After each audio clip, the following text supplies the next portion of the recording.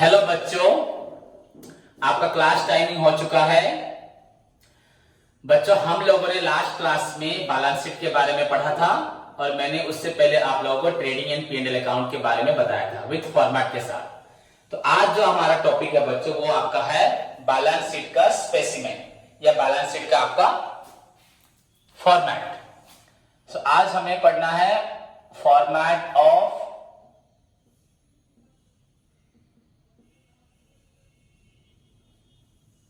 Balance sheet. इसको बोला जाता है बच्चों positional statement, format of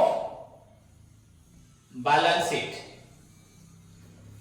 okay students, so बच्चों जैसे कि मैंने आप लोगों को लास्ट क्लास में पढ़ाया था व्हाट इज बैलेंस शीट, पहले 2 मिनट उसको याद रखें बच्चों। As you know, balance sheet is a financial statement, one of the financial statement that reveals the position of a business. तो इसलिए इसको बोलते हैं बच्चों पोजिशनल स्टेटमेंट। अगर हम लोग बात करें फाइनेंशियल स्टेटमेंट के बारे में,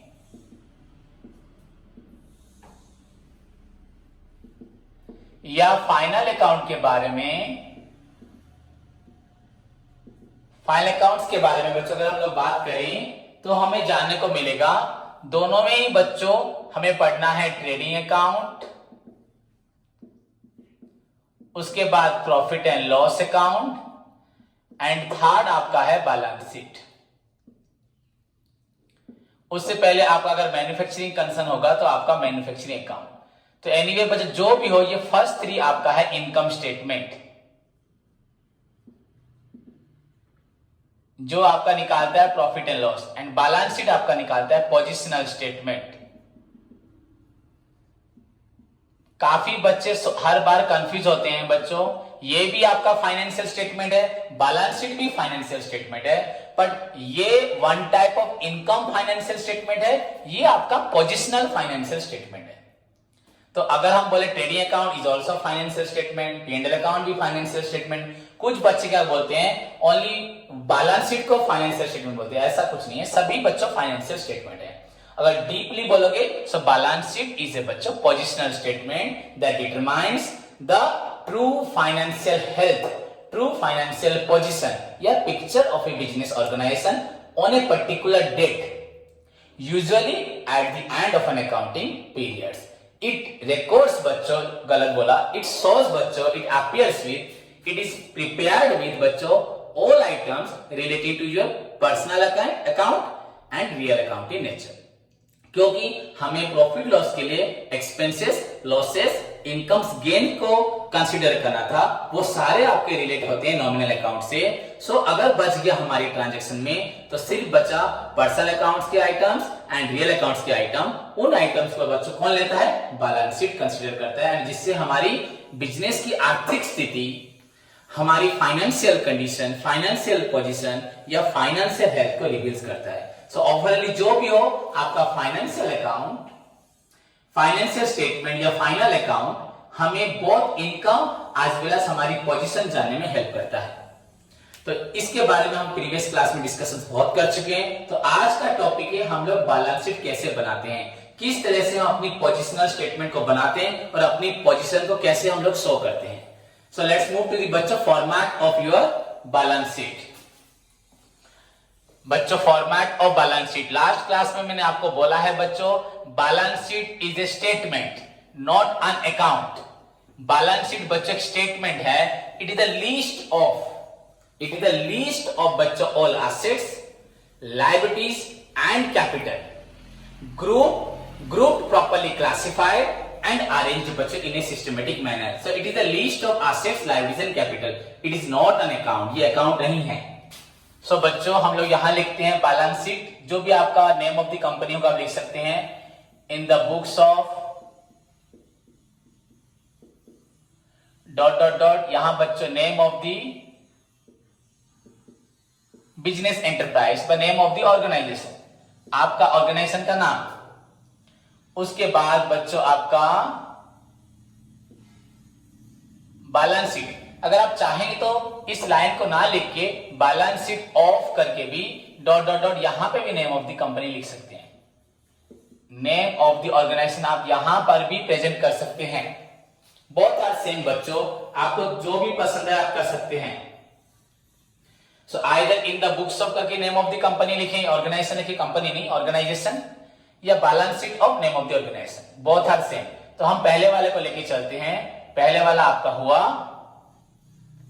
इन the books of dot dot dot name of the organisation then balance sheet. उसके बाद बच्चों आपका आएगा as on. As you know, it is always prepared on a particular date. So as on बच्चों dot dot dot आपका जिस date पे बनाया जाता है end of the year. Clear बच्चों? देन जैसे हम लोगों ने P&L अकाउंट बनाया था उसी तरह से इसका फॉर्मेट भी मैं बनाने जा रहा हूं।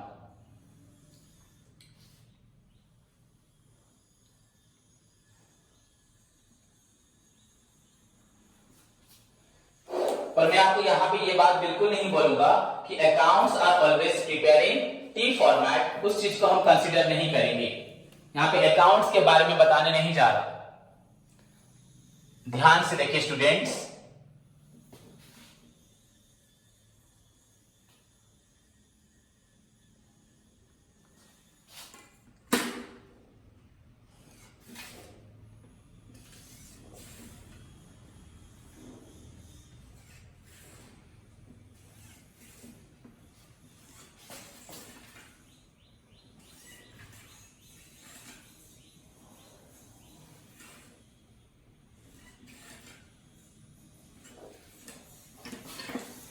आप सभी सोचेंगे ये भी सर ने पर्टिकुलर अमाउंट की तरह बनाया है। हाँ जरूर, पर बच्चों ये अकाउंट नहीं है। यहां हमें लिखना है लायबिलिटीज, यहां पर हमें लिखना है अमाउंट, ब्रैकेट में इन रुपीज, उसके बाद assets, then again amount. Okay बच्चों, सो लायबिलिटीज बच्चों यहां मैंने जरूर लिखा है लायबिलिटी, पर इस साइड में आपका कैपिटल एंड लायबिलिटी बोथ आएगा बच्चों। यहां पे आपका कैपिटल भी आएगा, तो ये साइड आपका है बच्चों, एक्चुअली बता देता हूं आपको, कैपिटल एंड लायबिलिटीज के लिए। Equities and liability, capital and liability मतलब इक्विटी एंड लायबिलिटीज, एंड ये वाला साइड है बस बच्चों सिर्फ ओनली एसेट्स के लिए। तो सभी को ध्यान रखना है, ये वाला साइड आपका कैपिटल लायबिलिटीज एंड ये वाला साइड आपका क्या हुआ, एसेट्स। ओके स्टूडेंट्स, तो देखते हैं अभी सभी बच्चे एक चीज को पूरा ध्यान रखें, which is very important one.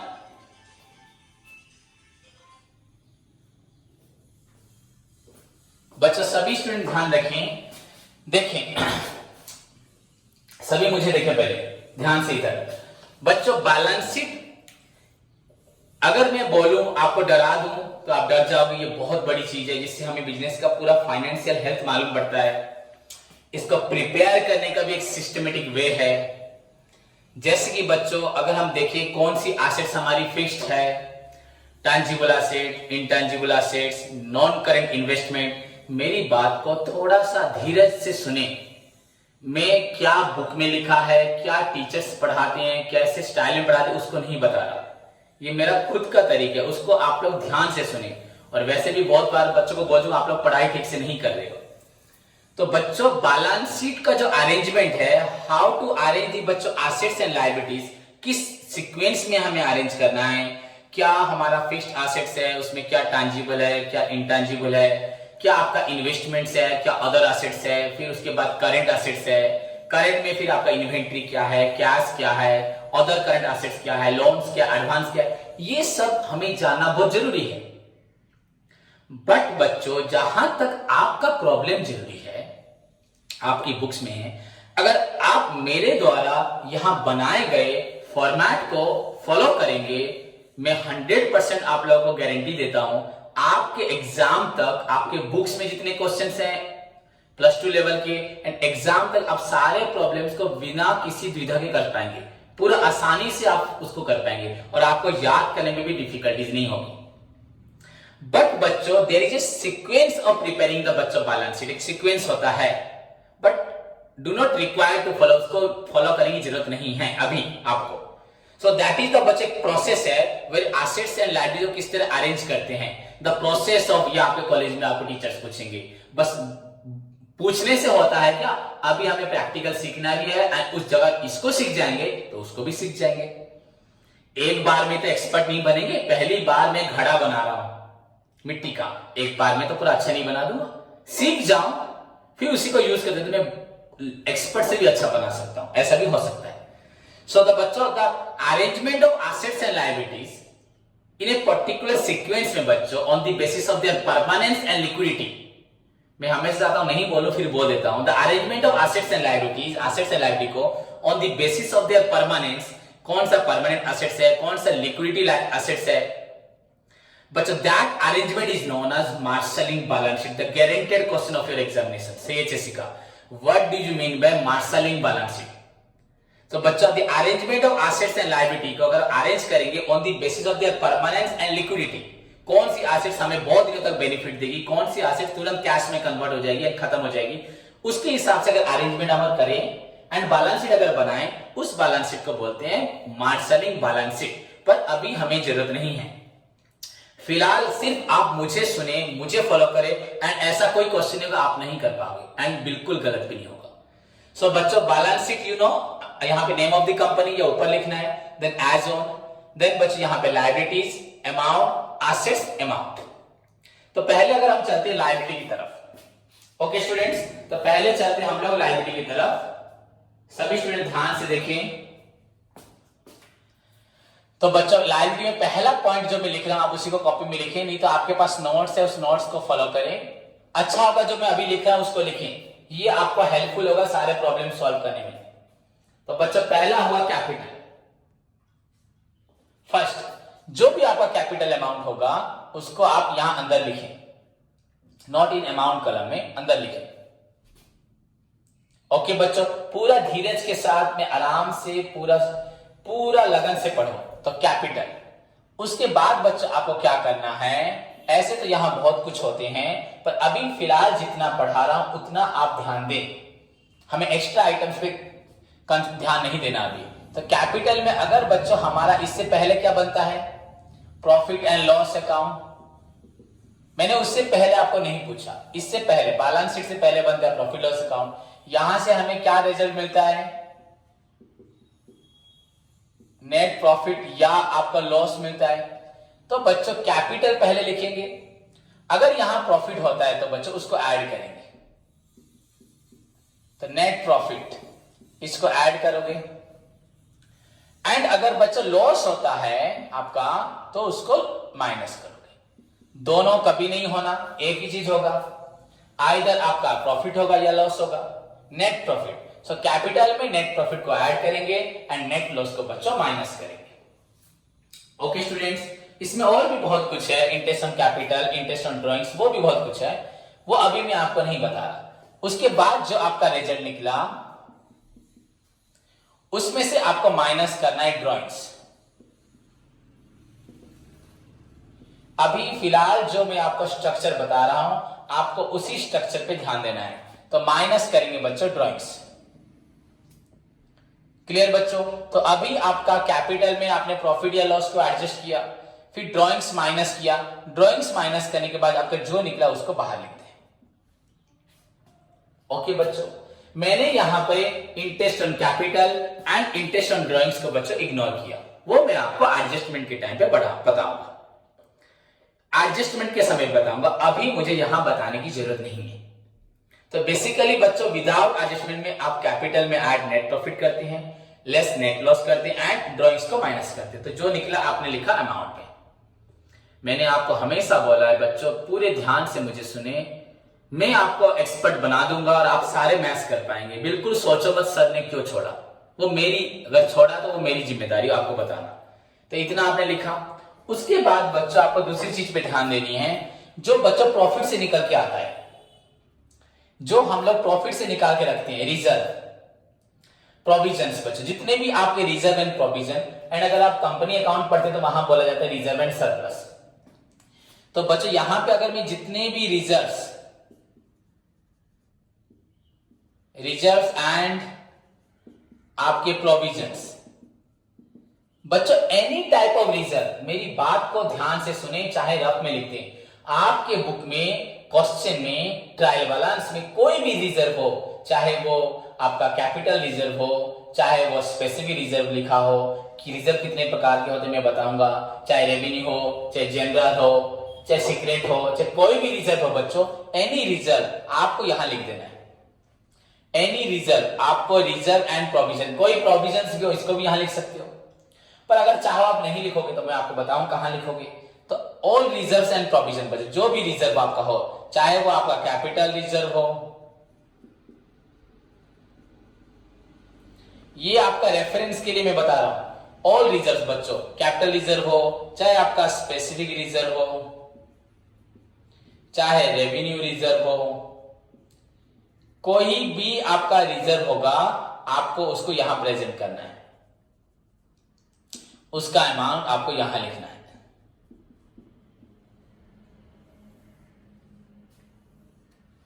Okay students, अब आपको ध्यान देना है रिजर्व के बाद हमें किस चीज पे ध्यान देना है। देखो बच्चों, पहला आइटम आपका कैपिटल, कैपिटल में आप लोगों ने क्या किया, ध्यान दे रहा है, प्रॉफिट को ऐड किया, लॉस को आपने माइनस किया, ड्रॉइंग्स को माइनस किया।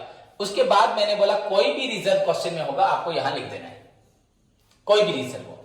देन आपको जाना है बच्चों आपका लायबिलिटी की तरफ। लायबिलिटी फिर दो प्रकार होती है, एक आपका नॉन करेंट लायबिलिटी और एक करेंट लायबिलिटी। उसी को अगर मैं सिस्टमेटिक बोल दूं अपने मुंह से, वही चीज मैं बिना बोले लिख रहा हूं, बोल भी रहा हूं, मतलब अगर प्रेजेंट भी कर दूं, सॉरी अगर यहां प्रेजेंट कर दूं सिस्टमेटिक वे में, वो मार्शलिंग बैलेंस शीट बन जाएगा। पर आप मेरी बात को ध्यान दें, उसको आप जिस दिन सिखाऊंगा आप 1 मिनट में याद रख लोगे। तो उसमें कुछ ऐसा अलग चीज नहीं जो हमें नहीं मालूम होगा, हम उसे ऑलरेडी जान चुके होंगे तब तक। तो बच्चों यहां पे नॉन करेंट लायबिलिटी मतलब फिक्स्ड लायबिलिटी, जिस लायबिलिटी को हम लोग रिपे करते हैं 1 साल के बाद भी कर सकते हैं। एंड करेंट लायबिलिटी मतलब जिस लायबिलिटी को हम 1 साल के अंदर रिटर्न कर देते हैं। तो अभी हमें मालूम है ये लायबिलिटी लिखा है ना बच्चों, तो बच्चों अभी तक लेकिन आप लोगों ने ध्यान नहीं दिया, ये मैंने जो भी आइटम्स लिखे हैं यहां मैंने लायबिलिटी लिखा है, पर बच्चों मैंने अभी तक जितने आइटम्स लिखे उनमें से एक भी लायबिलिटी का आइटम नहीं है, ये सभी कैपिटल के आइटम्स है, इक्विटी का आइटम्स है। एक्चुअली बच्चों एज पर अकाउंटिंग इक्वेशन आपको याद होगा, capital plus liability is equal to asset, capital plus liability. तो बच्चों आपका ये वाला जो पार्ट है कैपिटल लायबिलिटी है, एंड अभी तक मैंने जो लिखा है बच्चों सब कैपिटल से रिलेटेड है, एक भी लायबिलिटी नहीं लिखा मैंने। समझ में आया बच्चों? देखो अगर मैंने एक बिजनेस स्टार्ट किया 1 करोड़ रुपए देके, आप लोगों से उधार लिया मैंने 1 करोड़, मेरा बिजनेस में कितना पैसा 2 करोड़, तो मेरे बिजनेस में एसेट्स कितना है 2 करोड़, बट कैपिटल में ना मेरा कंट्रीब्यूशन है 1 करोड़, आपका कंट्रीब्यूशन 1 करोड़ है। तो यहां पे आपको जो भी हो capital plus liability is equal to asset लिखना पड़ता है। तो अभी तक मैंने जो लिखा कैपिटल, प्रॉफिट ऐड किया, लॉस को माइनस किया, ड्रॉइंग्स जो मैं घर ले गया वो माइनस हो गया, देन सारे रिजर्व बच्चों, reserve is a part of profit. Every year a part of profit which is kept aside, every year a part of net profit which is kept aside to meet any बच्चों future contingency, उसको बोला जाता है बच्चों reserve. Any future contingency, अगर कोई specific के लिए होगा तो वो कैपिटल स्पेसिफिक चलेगा, ऐसा ही कुछ होगा तो रेवेन्यू होगा। एंड प्रोविजंस मतलब वो भी सेम है, every year a part of net profit is kept aside to meet any बच्चों नॉन लायबिलिटी, जो मुझे मालूम है एक दिन प्रॉब्लम होगा। रिजर्व मतलब बच्चों सपोज आपके पापा ने बैंक में पैसा रखा है, हाँ ओके, तो पैसा निकाल के वो पैसा निकाल रहे हैं, कभी आपके लिए फी भी दे रहे हैं, कभी घर के लिए ग्रोसरी ला रहे हैं, कभी गए बाजार में कोई शॉपिंग किया बिग बाजार में तो बिग बाजार में पेमेंट दे दिया। तो बैंक में जो पैसा रखा है पापा ने रिजर्व, उसको किसी की चीज के लिए भी यूज करते हैं, उसको बोलते हैं रिजर्व, पर किसी रिक्वायरमेंट के लिए यूज करते हैं। पर अगर आपके पापा ने आपके लिए, अपनी बेटी के लिए पैसा रखा है, उसकी पढ़ाई के लिए, उसकी शादी के लिए, अपने बेटे के लिए पैसा रखा है, तो पापा उस पैसे को नहीं निकालते। एक पापा का सेविंग अकाउंट है और एक एफडी है, तो डिफरेंस बस क्या है बच्चों, पापा जो सेविंग्स में रखे हैं उसको कहीं भी खर्च करते हैं, वो रिजर्व हो गया। एंड अगर बेटी के लिए पैसा रखा है तो बेटी की शादी पे ही पैसा निकालेंगे, वो प्रोविजंस हो गया।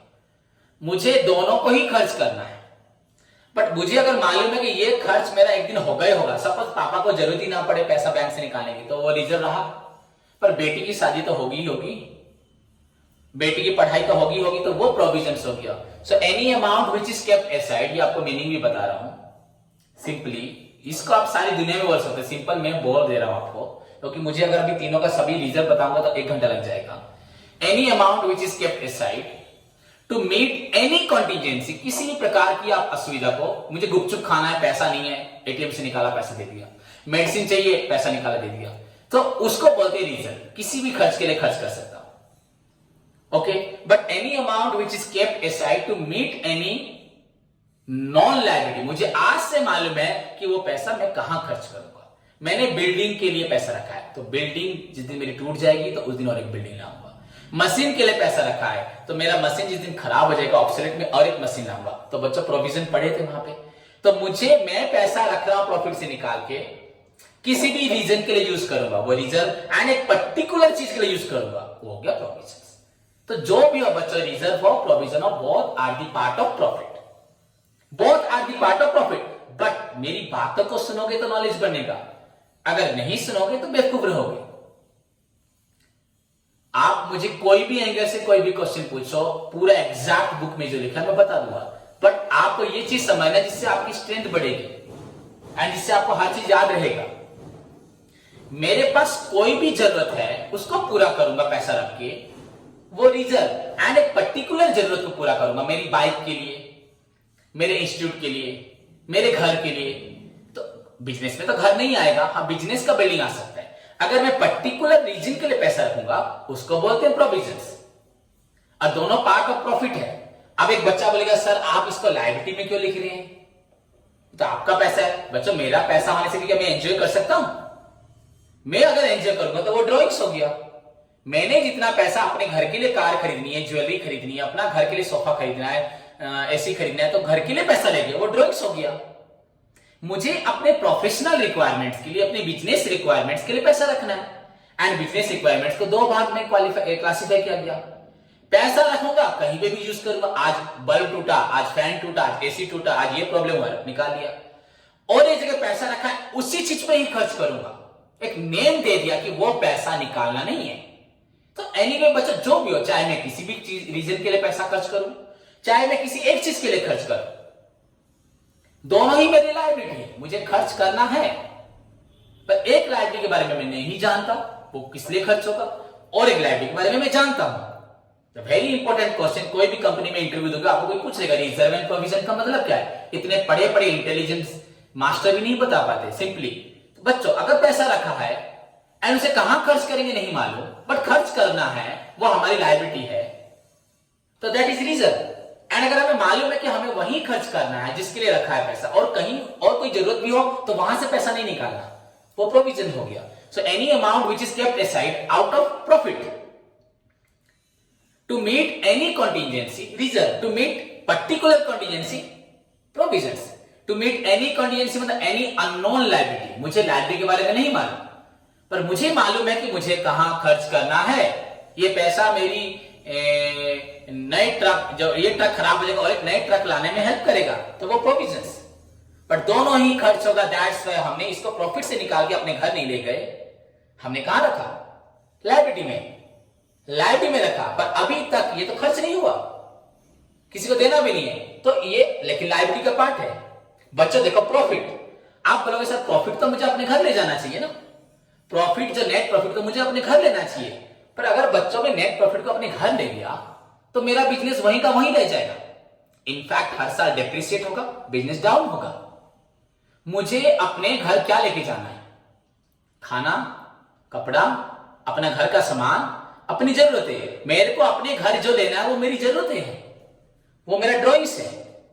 और अगर कुछ प्रॉफिट बचा है उस प्रॉफिट को बिजनेस में रख देना। घर लेके क्या करोगे, घर में क्या अपने लॉकर में पैसा रखोगे, कोई जरूरत नहीं, उससे आपका बिजनेस एक्सपांड कभी नहीं होगा, एक्सपांड नहीं होगा। इसलिए जो कैपिटल था उसमें प्रॉफिट ऐड किया, एंड जो आप 1 लाख 2 लाख 5 लाख 5 करोड़ अपने घर ले गए वो ड्रॉइंग्स हो गया। उसके बावजूद भी जो पैसा बिजनेस में पड़ा है वो प्रॉफिट है, एंड उसके बावजूद प्रॉफिट से कुछ अलग से निकाल के रखा है, वो आपका रिजर्व है। वो अलग से कहीं भी यूज करोगे रिजर्व, पर्टिकुलर में यूज करोगे प्रोविजन, जो जितने भी रिजर्व प्रोविजन है यहां लिखना है। सो दिस इज द बच्चों आपका capital part, only capital part हुआ। द लायबिलिटी पार्ट बच्चों, अगर लायबिलिटी को देखा जाए तो आपका लायबिलिटी बच्चों दो पार्ट में क्लासिफाई होता है। आपका लायबिलिटी को अगर हम क्लासिफाई करें तो ये आपका लायबिलिटी बच्चों दो पार्ट में होता है। एक होता है नॉन करेंट लायबिलिटीज और एक करेंट लायबिलिटीज। अभी आप लोगों को सर नॉन करेंट क्या है, करेंट क्या? वेरी सिंपल, मैंने आपसे उधार लिया है, बैंक से उधार लिया है, रिलेटिव से उधार लिया है, फ्रेंड से उधार लिया है, तो लायबिलिटी जिसको रिटर्न करना है। पर अगर पैसा लेके मैं with in 1 year, less than 1 year के अंदर रिटर्न कर देता हूं तो उसको बोला जाता है बच्चों करेंट लायबिलिटी। अगर 1 साल से ज्यादा आपसे लिया हुआ पैसा अगर 1 साल के बाद रिटर्न करूंगा, that is non current liability. अभी करेंट नहीं, करेंट मतलब प्रेजेंट, अभी चुकाना है, मैंने बैंक से लोन लिया है घर बनाने के लिए, तो क्या प्रेजेंट लायबिलिटी है? अभी मुझे रिटर्न करना है, बैंक मुझे पकड़ लेगा? बिल्कुल नहीं। पर अगर किसी से पैसा ले उसको 1 साल के अंदर रिटर्न करना है, जैसे आप कैपिटल एक्सपेंडिचर, रेवेन्यू एक्सपेंडिचर पढ़ते थे, वैसे ही बच्चों non current liability, current liability. तो जितनी आपकी फिक्स्ड लायबिलिटी है, अब बता तो दिया आपका सीक्वेंस भी बता ही दिया मैंने ओवरऑली, तो जितनी आपकी फिक्स्ड लायबिलिटी है which can be payable, which can be paid बच्चों not within 1 year but आपका 2 ईयर, 3 ईयर्स, 4 ईयर्स, आपका ओवर ए सेवरल ईयर्स में आप उसको रिपे करते हैं, उसको बोलते हैं non current. And the liability which can be redeemed, which can be paid within 1 year, that is known as current liability. तो अब आपको लायबिलिटी में यहां लिखना है fixed liability, current liability. Fixed मतलब नॉन करेंट, जितने लॉन्ग टर्म्स लोन्स हैं वो आपका नॉन करेंट है, एंड बाकी जो शॉर्ट टर्म्स लोन्स हैं वो आपका करेंट है। जैसे कि आप सॉल्ट्रेट का फाइनल अकाउंट पढ़ रहे हैं तो यहां पे आपका कुछ बड़ा चीज आएगा ही नहीं, क्वेश्चन में बड़ा होगा ही नहीं, फिर भी आपका लिख देता हूं। सपोज आपने कहीं से पैसा लिया, अब एक बच्चा बोलेगा, टीचर बोलेंगे यहां मैं डिबेंचर लिख देता हूं, डिबेंचर से पैसा लिया। क्या एक सॉल्ट ट्रेडर डिबेंचर से पैसा ले सकता है? Debenture is a form of non current liability, right? पर एक सॉल्ट ट्रेडर क्या डिबेंचर से पैसा ले सकता है? पार्टनरशिप क्या डिबेंचर से पैसा ले सकता है? कंपनी ले सकता है, तो डिबेंचर नॉन करेंट लायबिलिटी है। पर ये क्या यहां पे एप्लीकेबल होगा? होगा ही नहीं, तो हमें लिखना ही नहीं है। बस सिंपली बच्चों में एक एग्जांपल लिखता हूं, एक एग्जांपल लिखता हूं, लॉन्ग टर्म लोन्स। ये हो सकता है फ्रॉम बैंक्स हो या फाइनेंशियल इंस्टीट्यूशंस हो, जरूरत नहीं है लॉन्ग टर्म लोन्स, बस एनफ। हमने लोन लिया है किसी से भी लोन लिया है, चाहे मेरा फ्रेंड हो, चाहे बैंक हो, कोई इंस्टीट्यूशन हो, मैंने कोई भी लॉन्ग टर्म्स लोन्स लिया, कोई भी लॉन्ग टर्म्स लोन्स लिया बच्चों, एनी लॉन्ग टर्म लोन्स, वो आपका हो गया non current liability. Long term loan मतलब 1 साल में रिटर्न नहीं करना। आप इसमें डिबेंचर बॉन्ड्स नहीं लिखोगे, गलत हो जाएगा, पर लिख देते हैं लोग, पर वो तो कंपनी से रिलेट होता है ना। क्या सॉल्ट ट्रेडर का बैलेंस में वो आइटम आएगा? नहीं आएगा। उसके बाद बाकी बच्चों रहा आपका करेंट लायबिलिटी, ये नॉन करेंट गया, ये करेंट लायबिलिटी। तो करेंट लायबिलिटी में आपका क्या होगा? आपको वेरी सिंपली मैं बताता हूं, आपका शॉर्ट टर्म लोन्स, जैसे आपने लॉन्ग टर्म लिखा वैसे शॉर्ट टर्म लोन्स बोलो, फ्रेंड्स हो, रिलेटिव्स हो, बैंक्स हो, ओके। और क्या हो सकता है? ओवरड्राफ्ट, आपको मालूम है overdraft is a type of बच्चों आपका शॉर्ट टर्म फाइनेंशियल रिक्वायरमेंट्स को पूरा करता है, through which an account holder can withdraw more than he has in his bank account. Overdraft is a facility जिसके द्वारा एक अकाउंट होल्डर उसके अकाउंट में जितना पैसा होता है उससे ज्यादा उठा सकता है, but he or she has to return back that amount within a stipulated period of time with interest। इसका इंटरेस्ट भी ज्यादा होता है, तो उस पैसे को 45 दिन, 90 डेज के अंदर, 3 मंथ्स के अंदर या 45 डेज के अंदर रिटर्न करना पड़ता है ओवरड्राफ्ट का। तो 3 मंथ्स के अंदर मतलब आपका शॉर्ट टर्म हो गया, करेंट लायबिलिटी हो गया। So short term loans, overdraft बच्चों बहुत है, cash credit, trade credit, indigenous banker, instalment purchase, hire purchase, पर ये सब आपके जरूरी नहीं है। बस मैंने बोला ना, आप जितना आइटम मैं बताऊंगा, मेरे को जितना विश्वास है, शायद 99% प्रॉब्लम आपके बुक के 21 तक प्रॉब्लम है, 1 से लेकर 21 तक आपका सारा प्रॉब्लम का आइटम यहां बता दे रहा, उसको छोड़ के लगभग नहीं होगा, 1% अगर होगा तो ये आपका ओवरड्राफ्ट। और क्या हो सकता है? सेंट्री क्रेडिटर, हमने जिससे उधार में सामान खरीदा है, सन्डी क्रेडिटर्स। और क्या हो सकता है बच्चों, बिल्स पेबल। बिल्स पेबल आपको मालूम है, अगर किसी से हमने उधार लिया है नेगोशिएबल इंस्ट्रूमेंट देके, छोड़ो आपको नहीं मालूम, बिल्स पेबल फर्स्ट ईयर में जो पढ़े थे थोड़ा बहुत, बिल रिसीवेबल बिल्स पेबल, तो उससे अगर उधार लिया है, कोई उसको इंस्ट्रूमेंट नहीं दिया तो वो क्रेडिटर हुआ।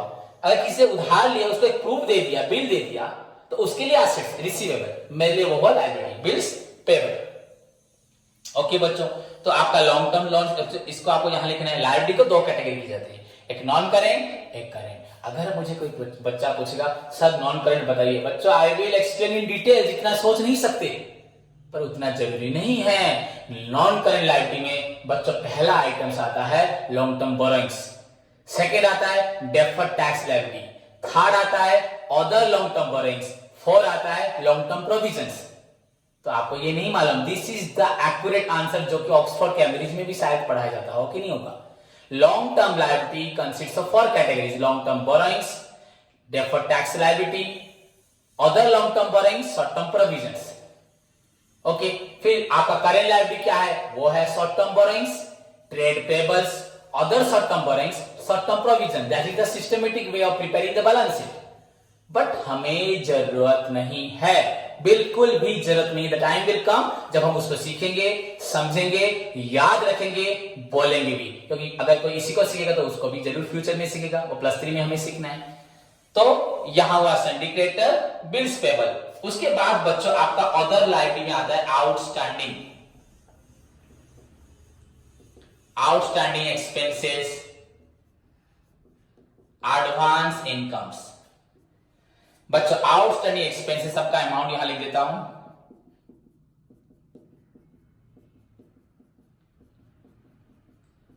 Advance incomes, outstanding expenses and advance income. बच्चों बस सिर्फ और जरूरत नहीं है, देखिए आप सभी के लिए मैंने कितना सिंपल बना दिया। बस लायबिलिटी में लॉन्ग टर्म लोन्स लिखने हैं आपको, लॉन्ग टर्म लोन्स लिखने हैं आपको बस। उसके बाद शॉर्ट टर्म लोन्स, ओवरड्राफ्ट हो, सन्डी क्रेडिटर, आइटम्स भी याद रख लो, बिल्स पेबल, आउटस्टैंडिंग, एडवांस। इतना बच्चों लगभग आपका लायबिलिटी में आएगा। देन इसके बाद छोड़ दो, इसको टोटल करना है। देन कम टू दी बच्चों आपका एसेट साइड, एसेट साइड आओ बच्चों। तो ओवरऑली बच्चों हमने अगर देखा है ध्यान से, पहला पार्ट था कैपिटल, दूसरा पार्ट हुआ बच्चों रिजर्व, तीसरा पार्ट हुआ लॉन्ग टर्म लायबिलिटी, चौथा पार्ट हुआ आपका शॉर्ट टर्म लायबिलिटी। ये सीक्वेंस मैंने बोल भी दिया, बोल रहा नहीं बोलूंगा पर ऐसे हम सीक्वेंस में आ भी गए। ओके, देन अब एसेट्स की तरफ आओ। आपका बच्चों पहले फिक्स्ड एसेट्स, कोई भी फिक्स्ड एसेट हो, आपका फिक्स्ड एसेट में एनी फिक्स्ड एसेट बच्चों जितनी भी आपके पास होंगी, तो हेडिंग की जरूरत नहीं है, बस जानना है हमें। तो फिक्स्ड एसेट में पहले मैंने लिया प्लांट एंड मशीनरी, उसको यहां लिखेंगे, फिक्स्ड एसेट हुआ, माइनस बच्चों डेप्रिसिएशन, तो यहां लिख देंगे बाहर जो निकला। अब इसको और थोड़ा अच्छे से समझाऊंगा बच्चों। सपोज प्लांट एंड मशीनरी था मेरे पास, ये भी रियरली आपके समय में आएगा। अगर प्लांट मशीनरी था, अगर कुछ था पहले से, ओपनिंग पहले से था, इस साल कोई मशीनरी खरीदा, सॉरी ओपनिंग, इस साल कुछ मशीनरी खरीदा, तो वो हुआ परचेज, हो गया। तो जितना आइटम निकला माइनस डेप्रिसिएशन। मेरे पास 100 रुपए का मशीन था, मैंने 500 रुपए का मशीन खरीदा, 600, आपका 10% डेप्रिसिएशन हो गया 60, तो मेरे पास मशीन बचा 540, ये एसेट है। तो बच्चों हमारे पास ओपनिंग एसेट था 100 रुपए, इस साल एसेट खरीदा 500 रुपीज, टोटल एसेट 600 हो गया, माइनस आपका डेप्रिसिएशन हो गया। आपको मालूम है डेप्रिसिएशन हम पढ़े थे, it will be shown on debit side of profit loss account and it will be deducted from particular assets. एक एसेट से माइनस होगा, डेप्रिसिएशन ऑन प्लांट मशीनरी, तो प्लांट मशीनरी से माइनस होगा। तो 60 रुपए का मशीन चला गया, तो एक्चुअली बच्चों हमारा एसेट कितने रुपए का रहा, 540। तो this is also the another way, हो सकता है आप जैसे लिखना चाहो वैसे लिख सकते हो। तो आपको चलो इसी तरह से मैं लिख देता हूं, ध्यान से सभी स्टूडेंट देखिए। तो सपोज आपका पहला कोई भी फिक्स्ड एसेट्स है, सपोज प्लांट एंड मशीनरी, तो इसमें ओपनिंग कितना था, यहां लिखेंगे ऐड बच्चों परचेज, यहां लिखा माइनस आपका डेप्रिसिएशन, यहां लिखा। कुछ लोग इसको कैसे लिखते हैं मैं बताता हूं आपको। कुछ लोग लिखते हैं opening at addition less deduction, addition ये डिडक्शन, डेप्रिसिएशन डिडक्शन हो गया, एक ही बात है, लिख दिया।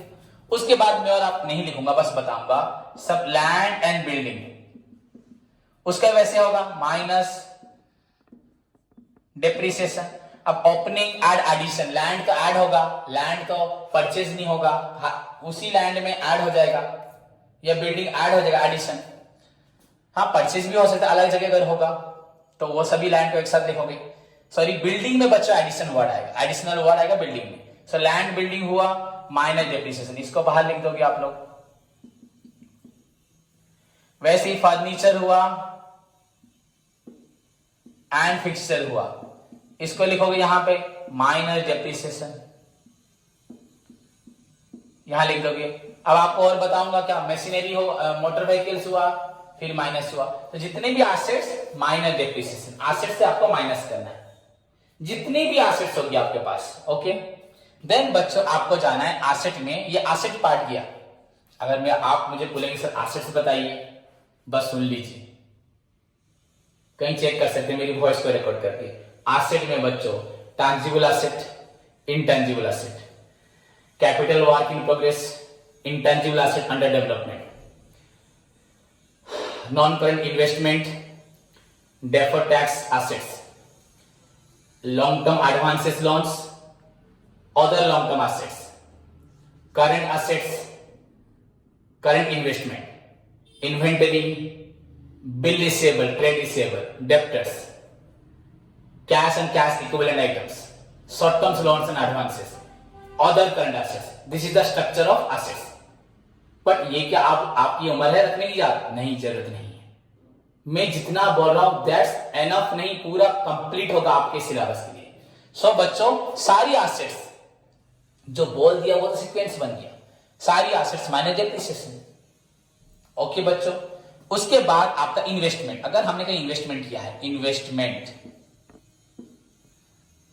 हमें कोई इन्वेस्ट नहीं करेगा, हमें कोई शेयर डिवेंचर नहीं देगा पैसा, पर हम अपने पैसे से किसी का शेयर खरीद सकते हैं। हम सोल ट्रेडर हैं, हम कंपनी में पैसा लगा सकते हैं। तो मैंने इन्वेस्टमेंट किया है, शेयर खरीदा है, डिवेंचर खरीदा है, बॉन्ड्स हम खरीद सकते हैं, पर हमें कोई शेयर में पैसा नहीं देगा। तो हमने इन्वेस्ट किया है, तो इन्वेस्टमेंट जो भी होगा आपको यहां लिख दोगे। क्लियर बच्चों? हाँ, हम अपना पैसा का नहीं, तो ये एसेट्स हो गया फिक्स्ड एसेट। ये क्या हो गया? Fixed asset. ये आपका टैंजिबल में गया। सॉरी मैंने आपको एक चीज छोड़ दिया, मुझे मूव करना है बैक फिर से इन्वेस्टमेंट से पहले। ये आपका टैंजिबल था। आप इंटैंजिबल एसेट को लिख देते हैं हम लोग, क्यों सीक्वेंस को तोड़ेंगे? तो यहां पे आपका इंटैंजिबल एसेट लिख दो, गुडविल। अगर डेप्रिसिएशन होगा तो एमोर्टाइजेशन जो होता है, तो माइनस रिटर्न ऑफ, क्या लिखते हैं उसको? एमोर्टाइजेशन नहीं लिखते, बोला जाता है एमोर्टाइजेशन, लिखते नहीं है एमोर्टाइजेशन। द वर्ड बहुत रेयरली यूज होता है, बस बोलने में आता है। तो गुडविल लिखोगे माइनस रिटर्न ऑफ गुडविल, तो गुडविल लिख दिया मैंने यहां पे। सपोज बच्चों गुडविल हुआ, पेटेंट्स हुआ, कॉपीराइट, एक साथ लिख दे रहा हूं, copyright, trademark, licence, intangible, technical know how, जो भी एसेट्स थी आप टेक्निकल, किसी का टेक्निक्स नॉलेज, वो सब आपका इंटेंजिबल एसेट चला गया। तो आपका जो फिक्स्ड एसेट्स हुआ उसमें एक टैंजिबल एसेट में गया, एक इंटेंजिबल एसेट में गया। अब आपने इन्वेस्टमेंट कहां गया? तो आपका इन्वेस्टमेंट, ये भी दो प्रकार होता है, long term investment, short term investment. जैसे लायबिलिटी, हमने किसी से 2-4 साल के लिए पैसा लिया है, किसी से 1 साल से कम के लिए पैसा लिया है। वैसे इन्वेस्टमेंट भी दो प्रकार होता है, एक किसी को हमने बहुत साल के लिए पैसा दिया है, किसी को हमने 6-7 महीने, 8 महीने, 9 महीने, 10 महीने, 11 महीने, 12 मंथ्स के लिए पैसा दिया है। तो वो नॉन करेंट इन्वेस्टमेंट और एक करेंट इन्वेस्टमेंट। तो पहला वाला जो पार्ट है बच्चों फिक्स्ड एसेट्स है, अभी तक फिक्स्ड एसेट पढ़ रहे हैं, चाहे वो टैंजिबल हो, चाहे वो इंटैंजिबल हो, या नॉन करेंट हो। नॉन करेंट मतलब जिस एसेट को जहां हमने पैसा लगाया है वो पैसा हमें 1 साल से ज्यादा बेनिफिट देगा, हमें उसे इंटरेस्ट मिलेगा, हमें डिविडेंड मिलेगा, हमें मिलेगा क्योंकि हमने इन्वेस्ट किया है।